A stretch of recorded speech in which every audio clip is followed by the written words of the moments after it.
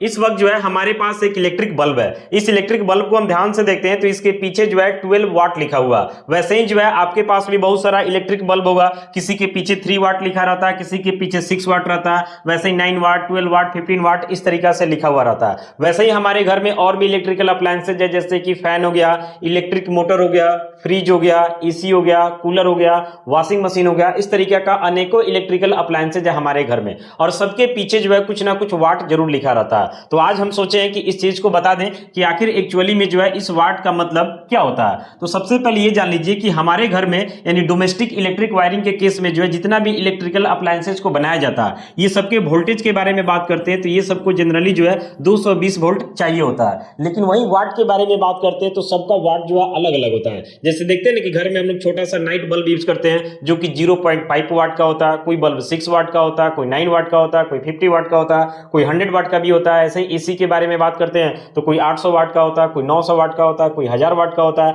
ऐसे ही फैन के बारे में बात करते हैं हम लोग, चार्जर के बारे में बात करते हैं, ये सबके पीछे कुछ ना कुछ वाट जरूर लिखा रहता है। तो आखिर इस वाट का मतलब क्या होता है, इस बात को हम लोग समझने का प्रयास करते हैं। तो सबसे पहले जान लीजिए कि अगर किसी भी इलेक्ट्रिकल अप्लायंसेज के पीछे 1 वाट लिखा हुआ, मान लेते हैं क्या लिखा हुआ 1 वाट, तो इस 1 वाट का मतलब क्या होता है कि 1 जूल पर सेकेंड। यानी कहने का मतलब है कि इस इलेक्ट्रिकल अप्लायंसेज को अगर आप यूज करते हैं तो ये 1 सेकेंड में जो है 1 जूल एनर्जी का यूज करेगा, यानी 1 जूल एनर्जी का जो है खपत करेगा। वैसे ही मान लेते हैं कोई इलेक्ट्रिकल अप्लायंसेज है जिसके पीछे जो है 100 वाट लिखा हुआ, तो इस 100 वाट का मतलब क्या हो जाता है, तो 100 जूल पर सेकेंड। यानी कहने का मतलब होता है कि 1 सेकेंड में जो है 100 जूल का यूज करेगा। मान लेते हैं 100 वाट वाले को 2 सेकेंड यूज कर दे तो 200 जूल का यूज करेगा, 3 सेकेंड का यूज कर दे तो 300 जूल का यूज करेगा। इस तरीके से हम लोग घंटों घंटों यूज करते हैं। तो जूल हालांकि छोटा यूनिट होता है तो इस तरीके से जूल में जो है यूज होता है। तो कहने का मतलब है कि 1 वाट बोल रहे हैं तो इसका मतलब 1 जूल पर सेकेंड। मान लेते हैं 10 वाट बोल रहे हैं तो 10 जूल पर सेकेंड, 1000 वाट बोल रहे हैं तो मतलब 1000 जूल पर सेकेंड।